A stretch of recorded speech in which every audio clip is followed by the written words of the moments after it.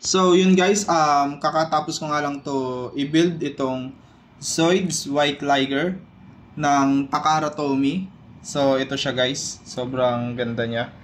Sobrang dali niya lang buuhin kasi nagbi-build na rin ako ng Gundam. Sa Gundam kasi kinakat pa yung bawat parts. May mga runners siya. Ito kasi nakakat na siya. Parang nakaseparate na siya. Kaya mabilis lang din buuhin. Challenging naman pero kayang-kaya ng 30 minutes hanggang 1 hour. Ayan. So, the battery pala to guys. Dito nilalagyan yung battery niya. Ayan. So, kailangan nyo lang ng parang pangtanggal ng tornilyo na to. Isang triple A lang na battery. Ayan guys, yung battery niya. Mag-upload ulit ako ng video na may battery na siya, na gumagana na siya.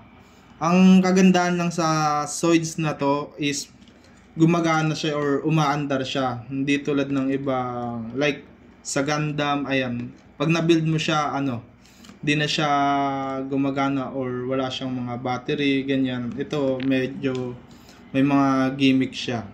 So yan guys, mag-upload ako ng separate video ng may battery na siya.